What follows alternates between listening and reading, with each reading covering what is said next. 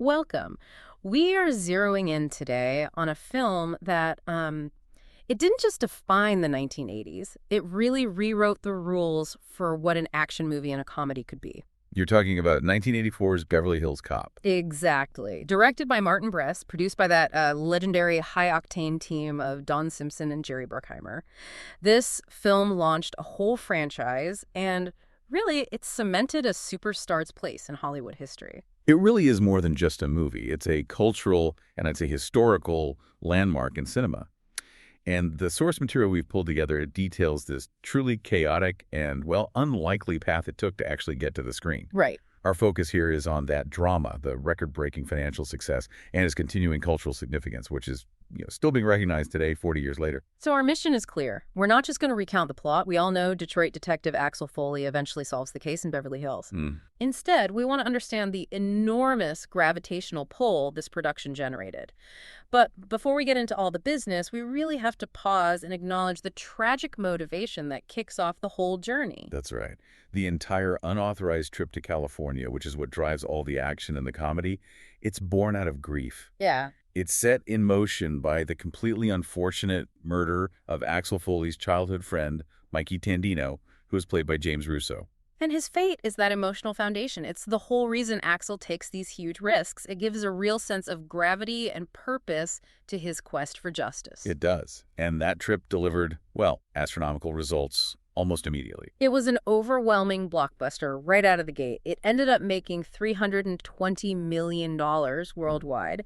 And you have to think about that number for an R-rated action comedy in 1984. It's incredible. It made it the single highest grossing film released in the U.S. that year. A staggering feat. So we'll be looking at the incredible casting shakeups, how the film basically changed genres overnight, the financial records it broke, especially for an R-rated film, and its enduring effect on the industry. Which all culminated in its selection in December 2024 for preservation in the United States National Film Registry. And that designation, it just locks its legacy in as a permanent piece of American cinematic history. Okay, so let's unpack this journey, because the fact that the film even exists in the form we know it is, it's a kind of a miracle of last-minute decisions and creative desperation. The story of Beverly Hills Cop actually starts way back in 1977, 7 years before it ever hit theaters. Wow, that early. Yeah, it started with an idea from a Paramount executive, Don Simpson, for a movie about a cop from East L.A. who transfers to Beverly Hills. So that fish-out-of-water idea was there from the very beginning. It was. That core concept, that contrast was always there. But the execution, it shifted dramatically. A screenwriter named Danilo Bach was brought in, and in 1981 he delivered his first script, which was titled Beverly Drive. And at this point, the main character was a cop from Pittsburgh named Ellie Axel. Crucially, this 1981 draft was described as a straight action film. It was rooted in that, common 70s and early 80s formula, a serious revenge-driven thriller. Like a traditional procedural where humor would be minimal, if there was any at all. Exactly. But then the project just stalled. It went completely cold until 1983. What brought it back? The massive, and I mean unexpected, success of Flashdance. Right, which Don Simpson also produced. Correct. That hit proved that Simpson and Bruckheimer were blockbuster gold, and Paramount immediately revived the Beverly Hills concept. They put it right back on the fast track as their next big thing. So then Daniel Petrie Jr. was brought in to do a complete rewrite. Yes, and he made some really crucial structural changes. He shifted the lead's origins from Pittsburgh to Detroit and renamed him Axel Ellie, but more importantly, he injected the humor that the original action script completely lacked. And this new, lighter direction was what Paramount wanted. But even with a polished script, the role of Axel Foley started a true casting carousel. It was just this sequence of near misses that makes the final result feel, well, completely accidental. And the source material says the role was first offered to Mickey Rourke. Rourke was very interested. He actually signed a $400,000 holding contract, which was a lot of money at the time, just to wait for the film. But the revisions and the production prep just dragged on for so long. So long that Rourke eventually got tired of the delays, and he left the project for another film. And then came the near miss that would have given us a completely different movie. I mean, this would have fundamentally changed cinematic history. Sylvester Stallone was next in line. Right. And Stallone didn't just accept the role. He basically tried to take over the whole creative direction of the film. Oh, absolutely. He imposed these incredibly dramatic and expensive changes on the script. He was determined to remove all the humorous elements Petrie had added, He wanted to turn it back into that standard action movie. but amplified to an insane degree.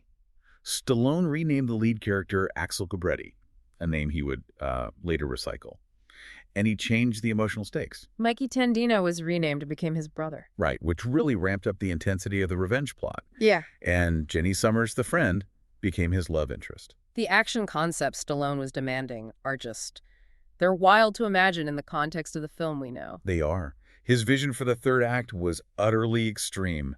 He actually quoted his own script revisions, saying the final sequence would have looked like the opening scene from Saving Private Ryan on the beaches of Normandy. He was describing an action sequence where his character, Axel Cobretti, would end up in a stolen Lamborghini, and it all culminates in this dangerous game of chicken with a freight train driven by the bad guy. Just over the top. But the budget for that kind of spectacle, Paramount had budgeted $13 million for the whole movie. Right. Stallone's revisions, with all the massive car destruction and what sounds like warfare, would have easily pushed the budget past $50 million. Which would have made it prohibitively expensive. It would have completely eliminated any chance of the high profit margins Paramount was looking for. And the changes went beyond the budget. They affected the whole ensemble cast. Yeah, the Beverly Hills supporting cast was completely marginalized in his version. In Stallone's draft, the character who became Billy Rosewood, he was named Siddons then, was just abruptly killed off halfway through the script. In one of these huge non-stop action sequences. Exactly. It just shows how far he was pushing the genre away from a buddy cop dynamic and more toward a solo revenge thriller. So the conflict was inevitable. Don Simpson and Jerry Bruckheimer rejected Stallone's radical, hyper-expensive revisions. They recognized they were producing a war movie, not a charismatic action comedy. Simpson even made that famous comment that Stallone's new script spent too much time focusing on the star soaping down his muscles. Right, meaning the focus had become entirely on the actor's persona instead of the story's humor and conflict. And Stallone refused to compromise. He demanded that level of action, which led to him dropping out just 2 weeks before filming was supposed to start. That's an operational catastrophe. It is. But it's also worth noting that abandoned script had a productive outcome. Stallone later refined and used most of those intense, action-focused ideas as the basis for his 1986 film, Cobra. So that ultraviolet energy he tried to bring to Beverly Hills Cop just found a different home. A very successful one in the end. So 2 weeks out from production, they've lost their star. Director Martin Brest is just coming on to the project after Martin Scorsese and David Cronenberg had both turned it down. The production was an absolute crisis. The whole thing was teetering on the edge of being canceled. And then comes the last-minute intervention that saved the production and really created a legend. Just 2 days after Stallone dropped out, Don Simpson and Jerry Bruckheimer convinced Eddie Murphy to replace him. It was a Hail Mary pass. But Murphy didn't just show up and read the lines from the old script. Not at all. He immediately put his own stamp on the material. He felt the script. Even the partially humorous version was not funny enough for him.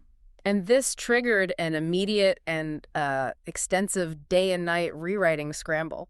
The sources confirm this. The final shooting draft of the script wasn't actually completed until the very day production began. Can you imagine the pressure on the actors, the director, the crew, knowing the star, who is famous for improvisation, had the script finalized literally hours before they shot a scene? It's just a stunning level of chaos driving a blockbuster success story. And, you know, Murphy wasn't the only superstar considered before the Stallone era. That's right. The records show that before Stallone and Rourke, other big names were approached. Richard Pryor, Al Pacino, James Caan.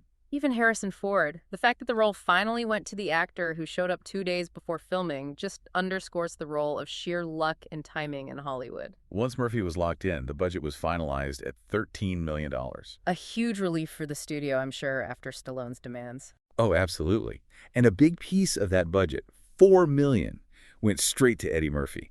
It reflected his immense drawing power after 48 H's in his stand-up specials. And there's a small logistical detail from the sources that highlights the real-world constraints they were under. The filming location. Yeah. While the film is named Beverly Hills Cop, a lot of the chase scenes and police sequences set in Beverly Hills actually had to be shot in Pasadena. Just outside the city limits. Yeah. And that was purely because of local rules, right? Exactly. The city of Beverly Hills strictly prohibited filming after 10:30 p.m., and the production schedule just couldn't work with that. So it's important to keep that contrast in mind.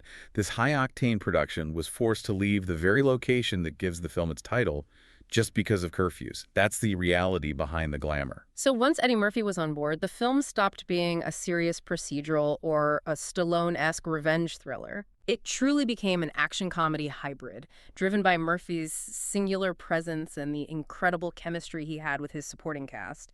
That dynamic between the core trio is what sustains the film even 40 years later. You're talking about Eddie Murphy as Axel Foley, Judge Reinhold as Detective Billy Rosewood, and John Ashton as Sergeant John Taggart. And this wasn't just accidental chemistry. It was a deliberate contrast. It was. You had the street-smart, fast-talking, rule-breaking Detroit detective up against the buttoned-up, procedure-obsessed, and entirely cautious Beverly Hills police duo. That friction was the comedic engine of the entire film.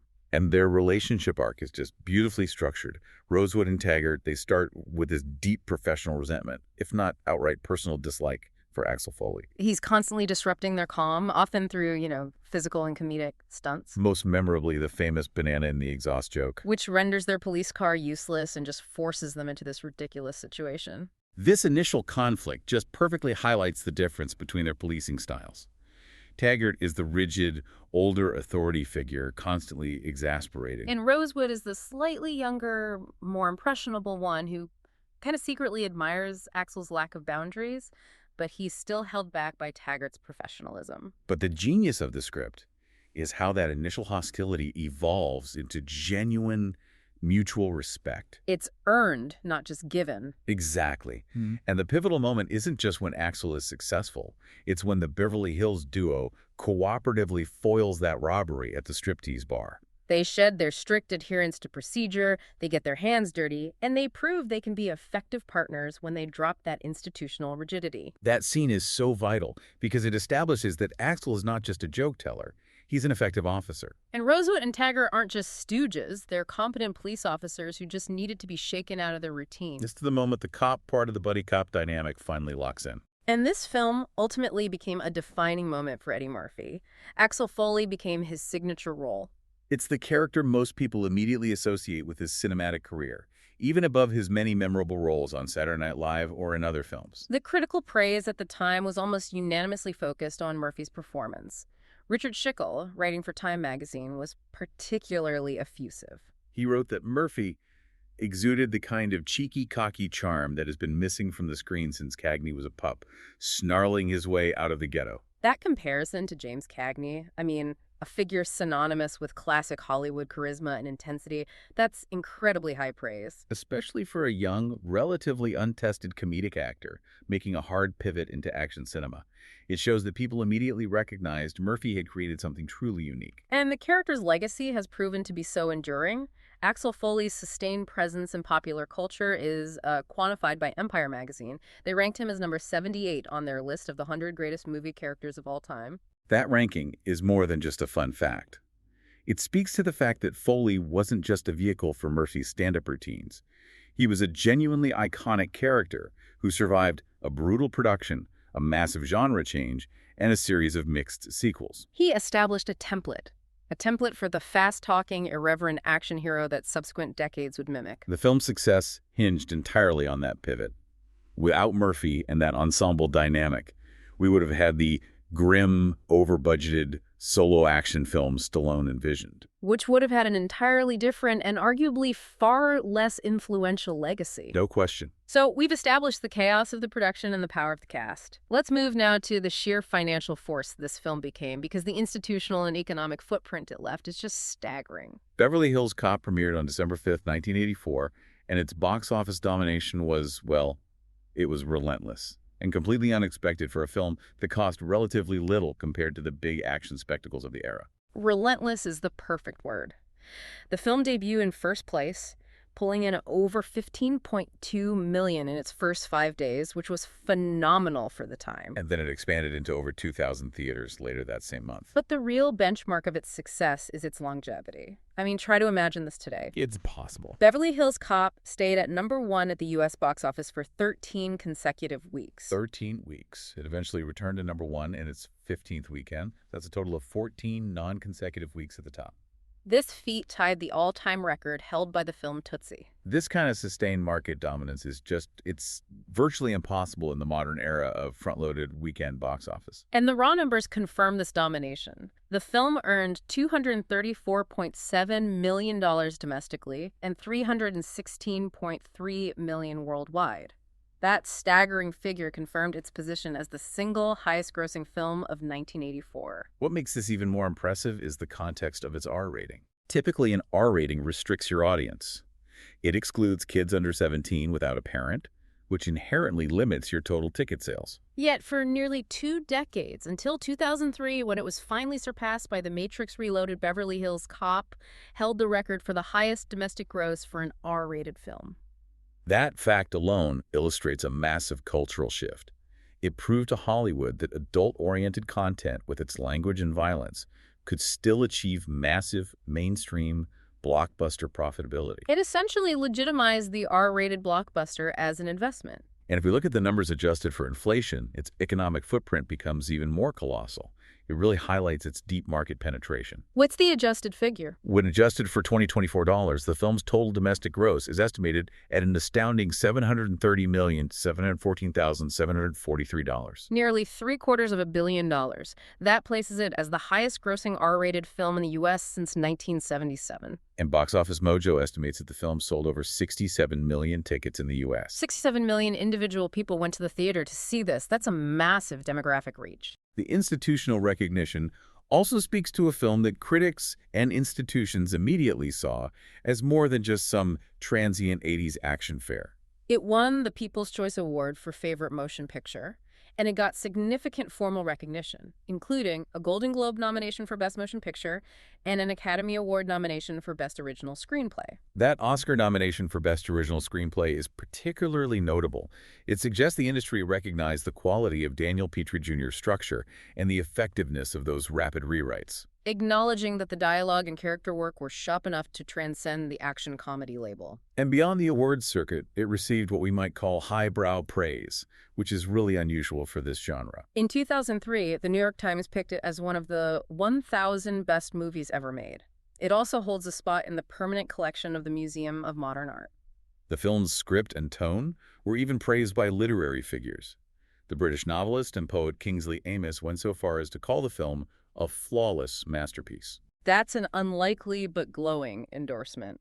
It testifies to the quality of the filmmaking and Murphy's performance. Yet for all that praise, we have to acknowledge the critical dissent.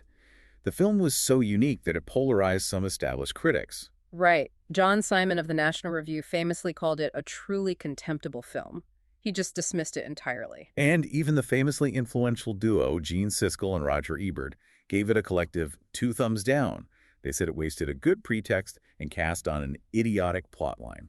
This variance in opinion just underscores how much of a genre breaker the movie really was. It defied the traditional, serious action movie expectations of the early 80s. But the ultimate validation came recently, around the film's 40th anniversary. Its inclusion in the United States National Film Registry by the Library of Congress in December 2024. Recognizing it as culturally, historically, or aesthetically significant? That confirms its status.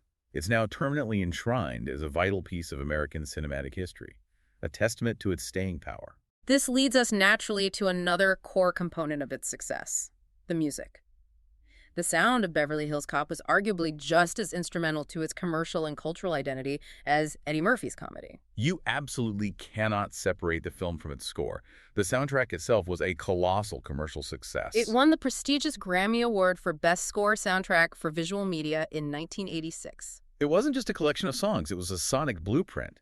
It perfectly encapsulated that electronic, synthesizer-driven, driving beat that would define mid-80s action cinema. Think about the tension, the humor, the speed. It's all driven by this distinct electronic soundscape. The film was a hit factory.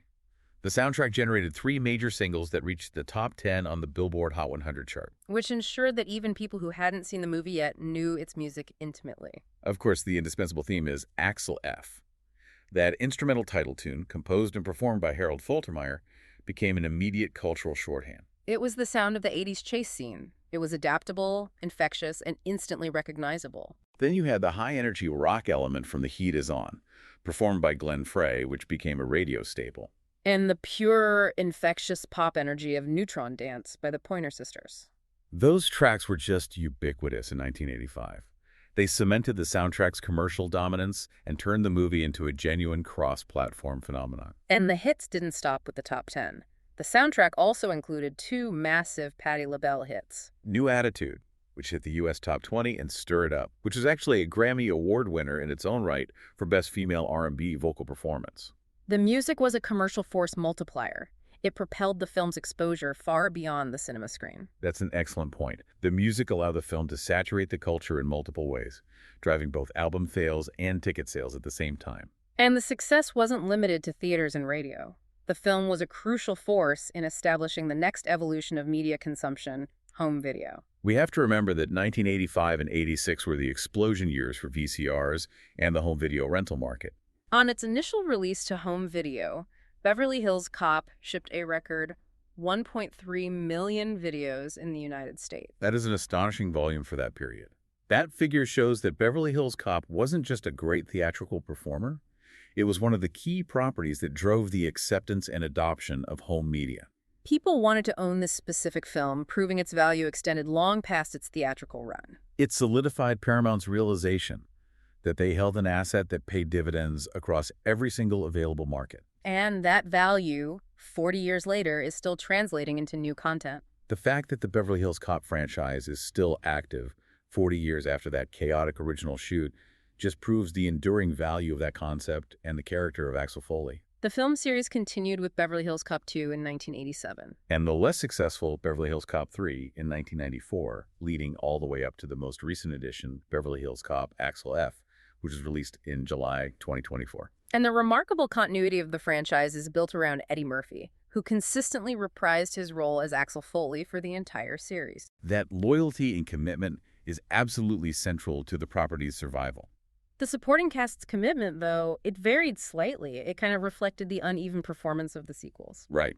Judge Reinhold, as the increasingly competent detective Billy Rosewood, he came back for all the subsequent films. But John Ashton, as the long-suffering Sergeant Taggart, returned for the second and fourth films, but he was notably absent from the third. The reception of the sequels was definitely mixed.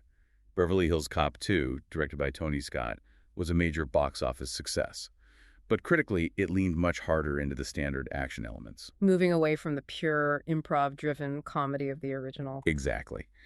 But Beverly Hills Cop 3 was a commercial and critical disappointment in 1994, which seemed to put the franchise into a long hibernation. For almost 2 decades. And the focus shifted from film sequels to potential reboots. That brings us to that fascinating 2013 attempt to transition the franchise to television. A pilot was written by Sean Ryan, the creator of The Shield, and directed by Barry Sonnenfeld. And it starred Brandon T. Jackson as Axel Foley's son, investigating crimes in Beverly Hills, while Eddie Murphy's elder Foley was expected to recur. It was an ambitious premise. They were trying to update that fish-out-of-water dynamic for a new generation. And although the pilot was critically well received, it was ultimately not picked up by CBS, which was a huge disappointment to the creators. But the failure of that TV series inadvertently became the foundation for the next film. Right. The producer noted that the pilot tested exceptionally well with audiences, which demonstrated that the Beverly Hills Cop brand, the characters, the music, the humor,